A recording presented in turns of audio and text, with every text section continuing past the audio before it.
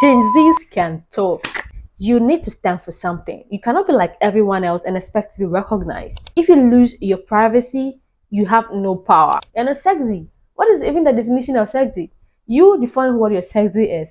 Hi guys, welcome back to the channel. So the night before I turned 20, I could not wait for day to break for me to announce to everybody in the house that hey, your girl has turned 20, so you need to accord her the respect you. And I think that the excitement to turn 20 and be called adults stems from the fact that when we were teenagers, we think that we were not considered, our views are not known, like nobody even sees us. So we were eager to grow up and be called adults.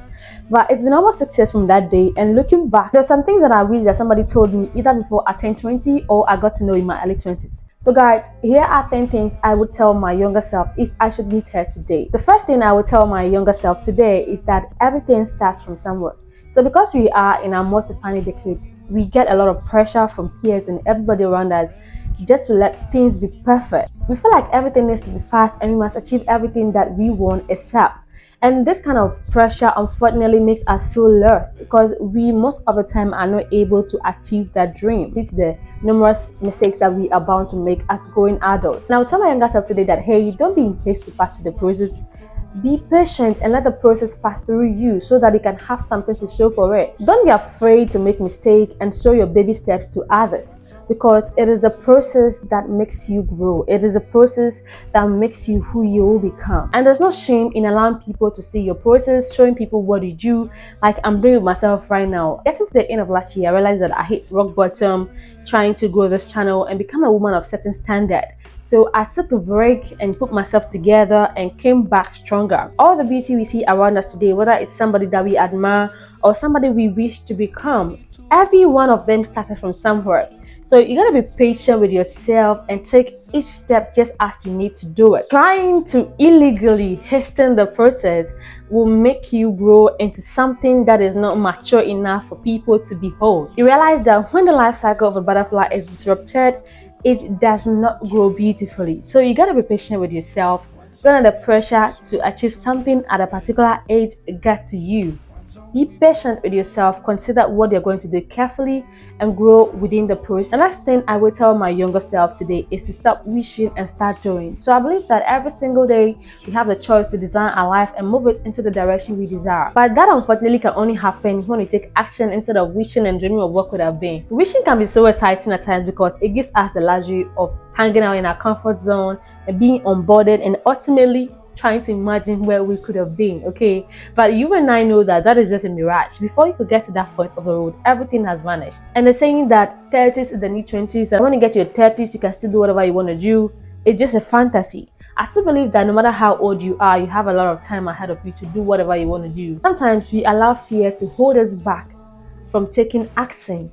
And we think that people will make certain assertions of us if we take a bold step and do certain things. But that is just an illusion. We need to actually take action and do the things that we dream of instead of continuously telling ourselves that we'll do it today, tomorrow we do it, but you never get to do that thing at all till you open your eyes and then you are 30 years. If I should meet my younger self today, I will continuously drum it into her head that taking action can be very scary from the beginning, but to become your dream self, you need to do it anyway. You need to get out there and do it. You need to push yourself because a lot of times I realize that I feel so sluggish, I feel so lazy, I feel so unmotivated to even move my foot. But once you take the action, all the fear vanishes. The next thing I'll tell my younger self is that you don't need anybody's validation to look beautiful or be successful. So I was this young lady who would always ask people, how do I look, instead of believing in myself and how God has created me. And looking back, I realized that most of the insecurities I had was because I was constantly looking for external validation instead of looking within myself and the real mirror, which is the word of God. Back then, I had a friend who told me that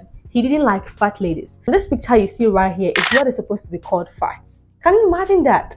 And that statement sank into my head and made me really struggle to love myself. I came to believe that I was really fat and then I was not enough because of that statement. And for a long time, I struggled with low self-esteem because I actually took that word that I was not sexy and I did not believe that I was beautiful. I was thinking that, oh, I was not sexy, I need to stop myself to look a certain way. And looking back, I realized that all that was not worth it because nobody would like you accept you. Nobody will accept your body that God has given you more than you, and God loves you the way you are. Asking for people's opinion and listening so much to what they have to say about your looks, your goals, your dreams can have a very bad impact on how you see yourself if you don't take care. If you don't have the emotional stamina to stand whatever negative words they'll say against your look, against how you behave, against you as a person, you are going to struggle a long time to repair your self-image. Like that particular time in my life for about 2 to 3 years, I really struggled to love myself. I really struggled to have a lot of self-esteem because I allowed other people, what other people said about me. I wasn't sexy, I wasn't this, to make me think that that was who I really am.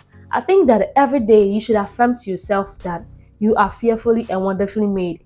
If there is anything about your body that you think you don't like, exercise and let it go.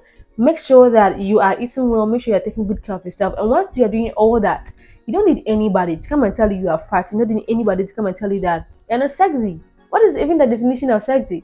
You define what your sexy is. And if people will not see you as sexy, let them be, because they didn't create you in the first place. The lesson I've learned over the years that I would tell my younger self is that always be hopeful. Wake up each day looking forward to good things, because it is not every day that you wake up at the right side of the bird. The day I turned 22 was really a tough time for me because I felt like I had to figure out a lot of things by myself. I really had a lot of emotional breakdown during those times because I could not encourage myself, even though I know that God was there for me, even though I know that there are people I could count on.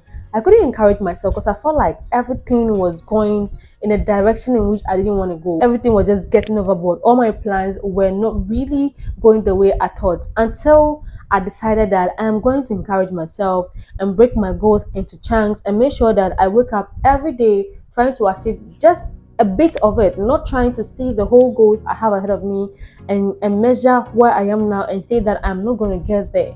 But I will continuously encourage myself to go through that time, knowing that no matter how long the journey is, it only takes one step at a time to get there. Having a positive outlook on things can help you navigate even the murkiest of situations. No matter how dangerous the storm, you have to keep hope alive, knowing that so far as you've not given up on your dreams, everything is going to be alright. The next thing I wish I knew earlier, or I would have told my younger self today, is that do not stay in a relationship until you have lost yourself. And I wish that somebody had dragged me by the ear, like had held me and dragged me from the mess and told me that, Franca, leave any relationship if you do not see yourself getting better. Sometimes we stay at those places till we lose ourselves. Some of you have opened up your relationships knowing very well that that is not what you want. You know that you want to be exclusively committed to that one person. Because you feel like you love them, you don't want to hurt them, or you don't want to let them go. You have allowed them to have the way they have opened up the relationship to others, and by the time you realize, you are sleeping around. Meanwhile, that is not whom you are. You don't have to sacrifice your happiness and your God-given self before others can be happy. If that is what it takes to make somebody happy, then that person is not for you. I think that love is a mutual thing, and you can equally walk away if you think that you have to kill yourself and lose your identity in a bid to please the other person. It should not be so. Love is caring, love is understanding, love loves to keep. So you should not love somebody so much to the sense of losing who you are, killing yourself. Some people die in abusive relationships just because they don't want to offend the other person, just because they don't want to hear what other people would say about them. If something should have fortunately happened to you today, that person will continue their life and you have lost yours forever. Honestly, I think that I've grown significantly within just about 2 to 3 years, okay? Because number 6 is something that has kept haunting me till recently, and that is not allowing yourself to grow. Just because you said something 3 years ago doesn't mean that you should stick to it. Honestly, you should be someone that do not change their words and promises often. However, if you've made a promise to someone that is going to be affecting you negatively, you are allowed. People are like the internet, they'll never allow you to grow. They will keep holding you to the statements you made 1,000 years ago. But you definitely do not have to keep all those promises, because you are growing, you are thinking, you are reasoning, your level of thinking has changed. And what you found attractive years ago may not be the same thing that you find attractive today. So if you've made promises to somebody that you want to marry them and you realize that those people are not the right people for you, don't keep staying there and say that, oh, I made a promise, if I should leave, I'll be the bad guy, I'll be like somebody who breaks another person's heart. I used to do this a lot, and that costs you a lot of your happiness, it costs you your future, it costs you what could have been. We think that if we should walk away from the promises we make to people, we are not going to find better ones. Who told you? Who told you? There are 1,001 good people out there waiting to hold you dear to their heart. If you have promised, not even in a relationship, but something, you said you would do something and you are not able to do because you think that that's not what you want, please leave. Allow yourself the chance to grow. Give yourself the chance to expand and let your thinking lead you, because you've grown and you cannot afford to keep living as your younger self. Next thing I wish I tell my younger self is to have some form of privacy. Gen Zs can talk. They can talk, but so guilty of this. Even though I was not a social butterfly in my late teenage years or my early 20s, I realized that certain things I shared with people could have been kept private.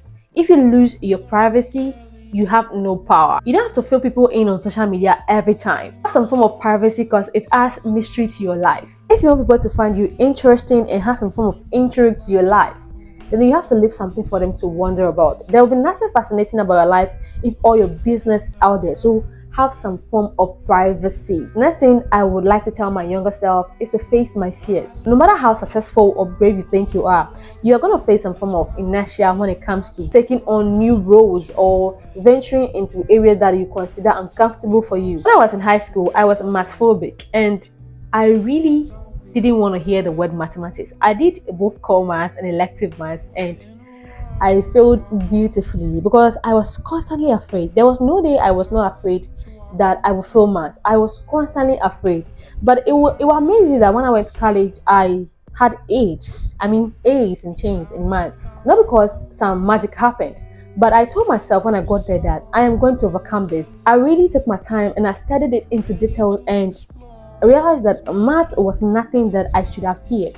So anytime you feel like there's something that you are afraid of, face it. Face your fear, fight back your fears, and your fears will run away, because there's no way you can actually achieve something if you let that kind of fear hold you back. Fear will never go away if you do not get out and do it. Next thing, which is so important to me now, is that following the crowd can swallow your identity. You need to stand for something. You cannot be like everyone else and expect to be recognized. Nobody else can be best at being you than you. So do not try to be somebody else. Be proud of yourself, believe in yourself, and flaunt the you that God has given. Next thing I'll tell myself, which has now become my obsession, is to start a YouTube channel.